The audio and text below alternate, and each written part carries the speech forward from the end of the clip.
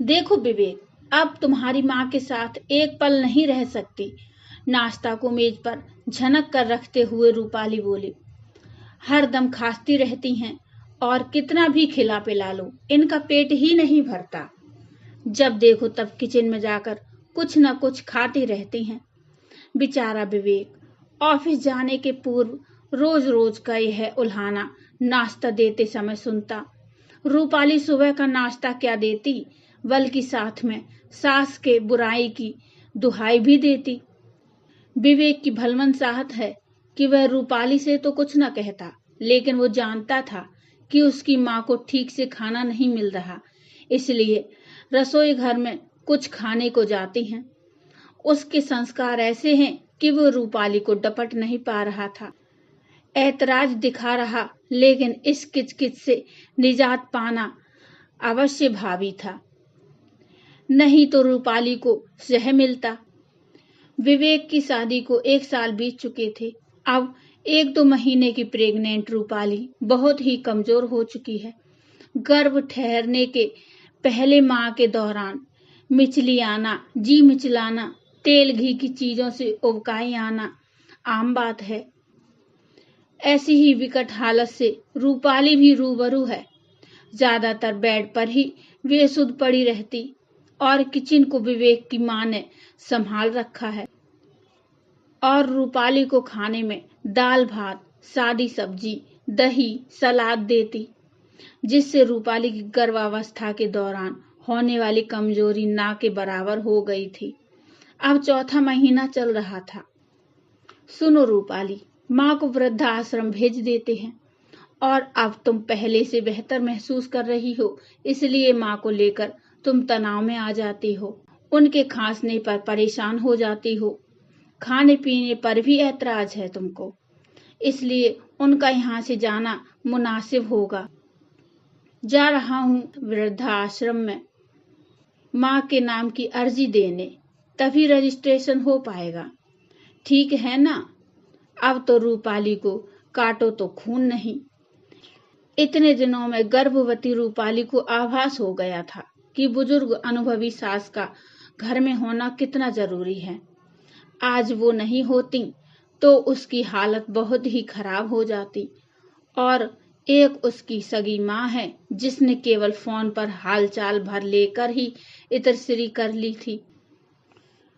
नहीं नहीं विवेक, माँ जी को कहीं मत जाने दो, वो तुम्हारी माँ है और इस घर की दारोमदार भी। उनका रहना ही हमारी ताकत है और आज माँ जी की वजह से ही मैं ठीक ठाक हूँ। लेकिन तुम तो शिकायत करती थी ना, अब क्या हुआ?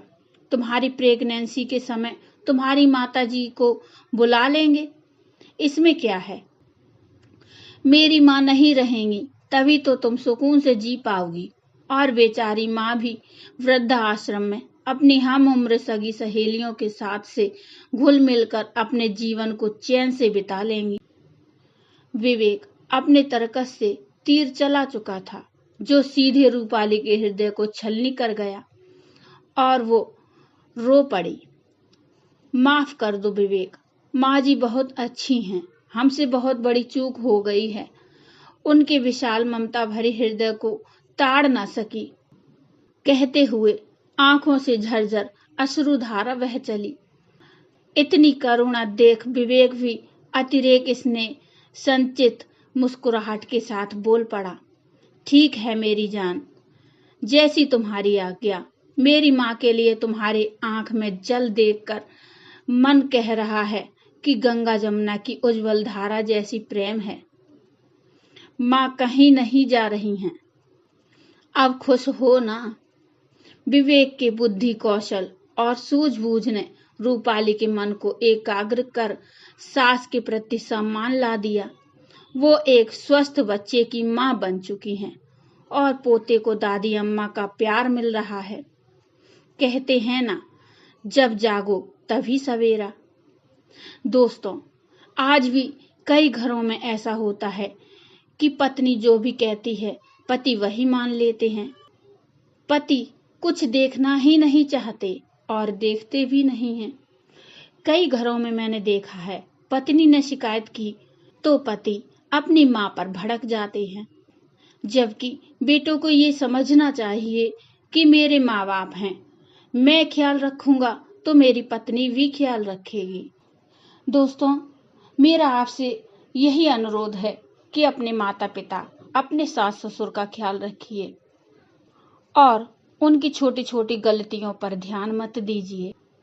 दोस्तों, ये छोटी सी कहानी आपको कैसी लगी मुझे कमेंट में बताइए और इस कहानी के बारे में आपके विचार भी मुझे कमेंट में बताइए। कहानी अच्छी लगी हो तो लाइक करिए और चैनल को भी सब्सक्राइब कर लीजिए। Thank you.